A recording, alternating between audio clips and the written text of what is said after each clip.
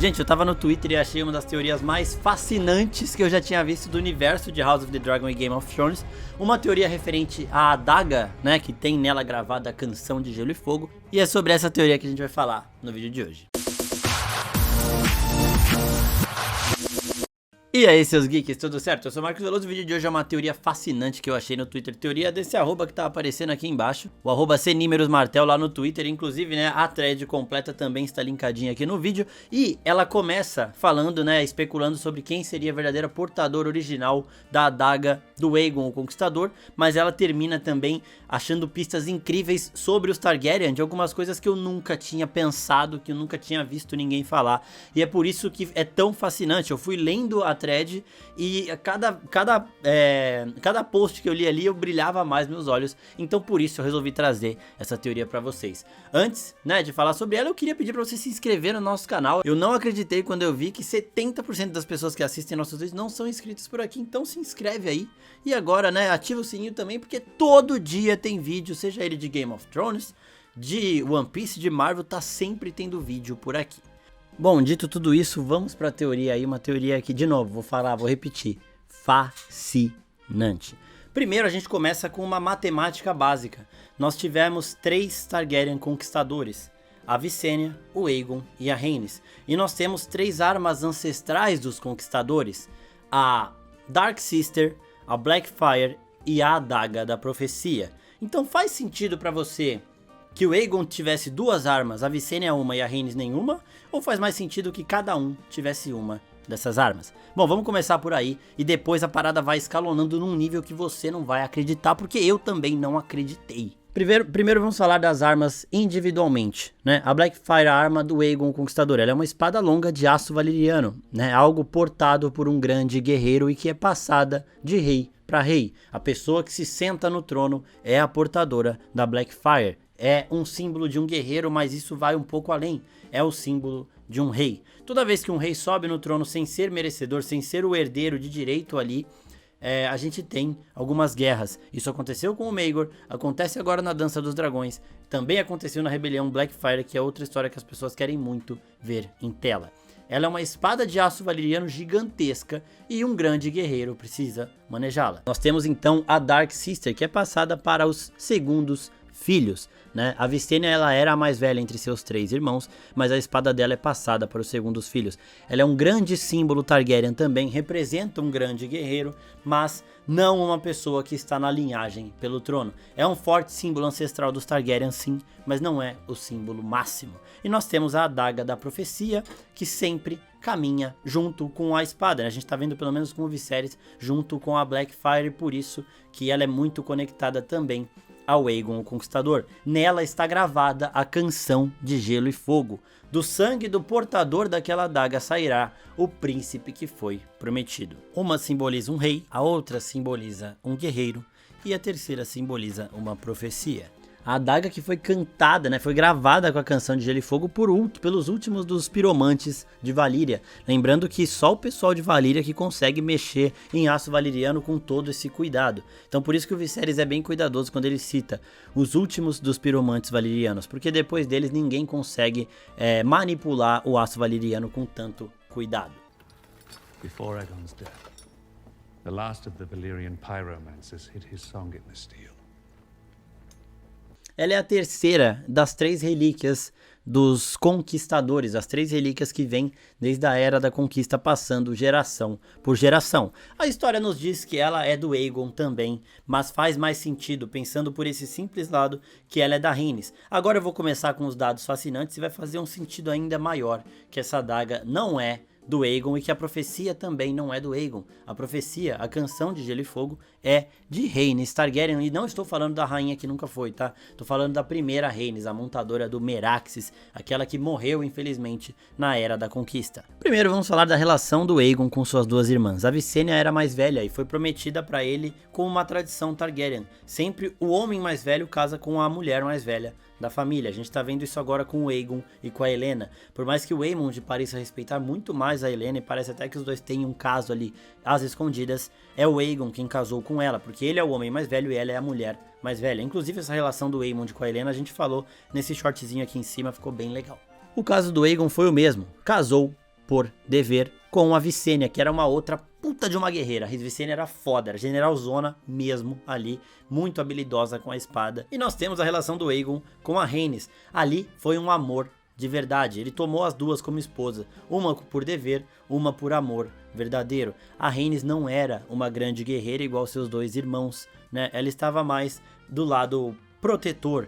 Ela tentava solucionar todas as coisas de uma forma mais diplomática. Então, como que ela fazia para ajudar na guerra? Ela arrumava casamentos que reforçariam alianças importantes para os Targaryen. E era sempre tomando essas decisões e essas atitudes que ela resolvia as coisas. Ela não era preparada para a guerra, mas mesmo assim ela montava o Meraxes. Então, às vezes ela ia sim para o embate. Até por isso, né, faria sentido ela ter uma arma, ela precisaria de uma arma. Mas como ela não era hábil com a espada como a Visenya e como o Aegon, não faria sentido ela ter uma espada. Agora uma adaga, sim, seria perfeito para ela. Agora a gente chega num ponto da teoria que é a parte realmente mais fascinante. É o momento em que a gente divide os Targaryen por uma divisão que eu pelo menos nunca tinha pensado aqui. Uma divisão que depois que eu li isso ficou muito mais clara. A divisão habitual que a gente faz dos Targaryen é grandeza ou loucura, né? Isso aí sempre tem, as pessoas falam que quando um Targaryen nasce, uma moeda jogada para cima. De um lado significa grandeza, de outro significa loucura, certo? Só que aqui a gente tem outra divisão muito maravilhosa, muito simbólica. Nós temos os grandes guerreiros e os grandes protetores, os grandes sonhadores. Nós temos aqueles que foram feitos para a guerra, foram feitos para conquistar na base do fogo e do sangue, e nós temos aqueles proféticos que foram feitos para conquistar na paz, né? Uns foram feitos para tempos de guerra, outros para tempos de paz. E aí, esse paralelo a gente vai carregando ele ao longo dos tempos, e vamos usar aqui os Targaryen que a gente viu em tela. Nós temos o Viserys e o Daemon. O Viserys foi feito para a paz. A gente vê que ele é um diplomata, a gente vê que ele evita a todo tempo a guerra dos degraus, por exemplo. Enquanto o Daemon, ele é da guerra. Ele é o cara que, mano, decepou o Vaemond ali quando o Vaemond insultou a Rhaenyra, enquanto o Viserys queria só tirar a língua dele, né? O Viserys, ele nunca chegou a tomar essas decisões drásticas que um rei deveria tomar, porque ele sempre priorizava a conversa, a diplomacia. Tem um momento no primeiro episódio que ele fala, né, que ele está agindo na Guerra dos Degraus, mas de forma diplomática, enquanto o Daemon não, ele vai pra frente da batalha. E nesse paralelo a gente poderia até colocar a Rhaenys como sendo o lado guerreiro, alguém que deveria ter assumido o trono no lugar do Viserys, porque precisaria naqueles momentos de um pulso mais firme. Mas o apelido do Viserys é o Pacífico, né? Então a gente já percebe que nós temos esses dois lados. E o que o Viserys e o Daemon tem de diferente, além de um querer muito a guerra e o outro querer muito a paz? O Viserys é um sonhador, ele tem os sonhos proféticos, enquanto o Daemon não tem, a Rhaenys não tem. E aí a gente vai fazendo esse paralelo com outros personagens Targaryen que a gente viu ao longo do tempo, e essa teoria começa a fazer muito sentido. Quais são os outros Targaryen que a gente sabe que tem sonhos proféticos? A Daenerys e a Helaena.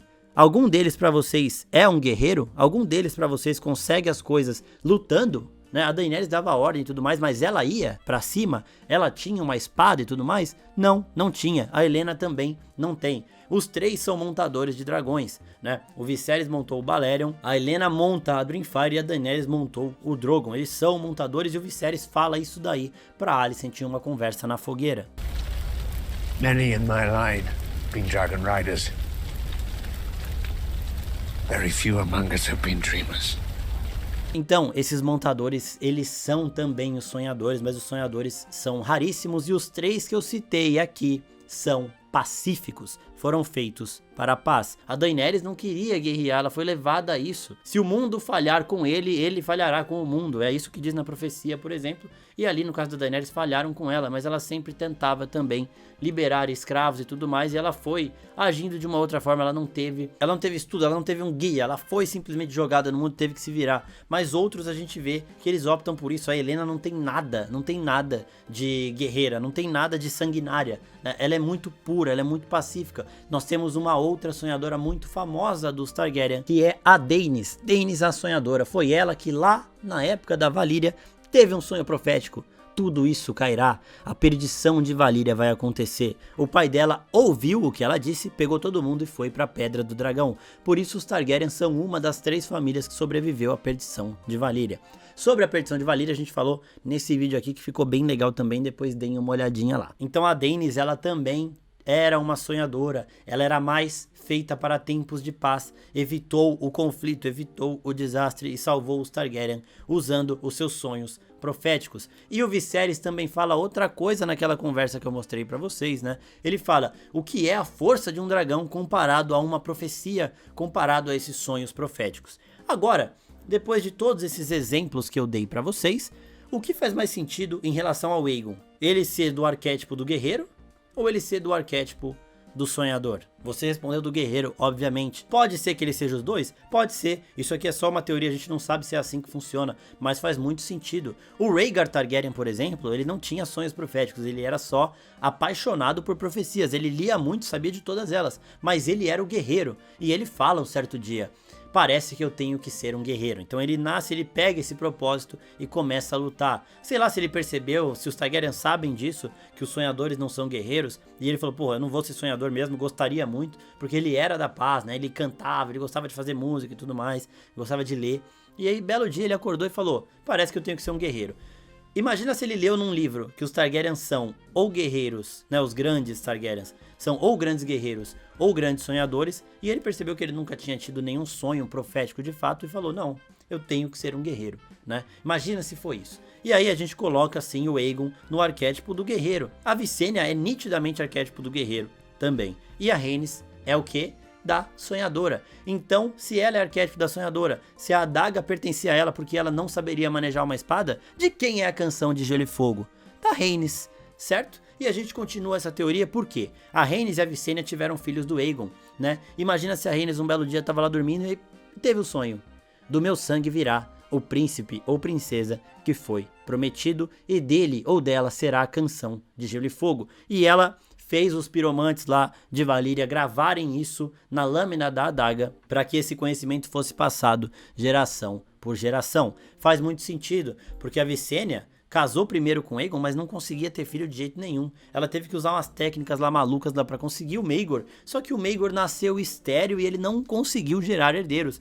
A linhagem da Visenya acabou no Maegor, enquanto da linhagem da Rhaenys saiu Rhaenyra, Daemon, Viserys, Daenerys, saiu a porra toda, né? Então a gente vê que realmente foi do sangue dela a canção de Gelo e Fogo. É óbvio que seria do Aegon. Ele é o conquistador. Ele teve as duas esposas. Qual das duas esposas seria a da linhagem correta? A Rhaenys. Então faz muito sentido ela ter tido essa profecia e gravado. Mas por que então que a série tá tentando fazer a gente acreditar que é a canção do Aegon, que ele teve esse sonho profético? Primeiro, pelo mistério e pela surpresa. A gente sabe que o Martin ele preza muito pela surpresa, até porque ele coloca o livro dele sendo narrado por personagens que não sabem de tudo que acontece na obra, personagens que muitas vezes dão seus relatos baseados em suposição. Isso é maravilhoso pro leitor, porque a gente vai criando a nossa própria história, a gente vai adaptando do nosso jeito, certo? Mas isso é bom também para quando você vai fazer uma série de TV, por exemplo, porque agora em House of the Dragon, por exemplo, a gente tá vendo muitos fatos acontecendo e quando a gente compara com os livros, eles fazem sentido, mas eles não estavam escancarados na nossa cara. Um desses fatos, por exemplo, é o do Laenor Velaryon. O Laenor tá vivo, isso surpreendeu todo mundo, mas pode ter rolado nos livros e a gente falou sobre isso nesse vídeo que tá linkadinho aqui em cima também. E quando as pessoas forem ler os livros, forem ver as outras séries falando que nada faz sentido, eles vão ver que sim, faz sentido a Rhaenys ser a dona da adaga. Tá bom, mas por que essa adaga chega pro Viserys através do Aegon? Porque a Rhaenys, infelizmente, como ela não era de guerra e ela teve que ir pra guerra montada em seu dragão Meraxes, ela morreu. Foi ela que foi abatida em Dorne. Dorne derrubou o dragão da Rhaenys e ela morreu em batalha. Aegon, sabendo que sua amada foi derrotada, pegou a adaga pra ele e passou ela geração por geração. E tem mais, talvez realmente tenha sido o Aegon que mandou gravar a canção de Gelo e Fogo na adaga. Vamos supor que a Rhaenys teve esse sonho e contou só pro Aegon, do mesmo jeito que o Viserys fez com a Rhaenyra e que as pessoas vão fazendo para o herdeiro de direito, né? Ela contou isso para o Aegon e pronto, ficou nisso. E aí seria passado o conhecimento dessa forma. Só que ela morreu em batalha e para homenagear a sua amada, o Aegon pegou o símbolo dela, a adaga de Rhaenys, e mandou os últimos dos piromantes de Valíria gravarem ali o sonho que ela teve, a canção de Gelo e Fogo. Então, nós temos as 3 armas ancestrais Targaryen sendo passadas geração por geração. Uma que contém o símbolo do rei, a outra que contém o símbolo do herdeiro. É dele o sangue que vai gerar a canção de Gelo e Fogo, né? É do sangue dele que vai sair o príncipe que foi prometido. E se você não entendeu essa parte, eu explico pra vocês. A Rhaenyra sabe o que tem gravado na adaga, porque ela é a herdeira legítima, mas o Aegon não sabe, certo? Então, a canção de Gelo e Fogo, ela é para o herdeiro legítimo. O Aegon não faz ideia que essa canção está gravada na adaga. A Rhaenyra sabe de tudo. O Aegon tem a espada, que simboliza o rei. Ele não é o rei de direito, por isso teremos guerra. A Rhaenyra sabe da profecia que está gravada na adaga. Não é você portar a adaga, é você saber o que ela simboliza. E isso melhora muita coisa na história, porque isso mostra que sentar no trono de ferro é um fardo. Não é algo que a pessoa tem que almejar, é algo que simplesmente cai no seu colo e você tem que assumir esse peso, né? Então a gente vê a Rhaenyra falando com Viserys. I thought I wanted it.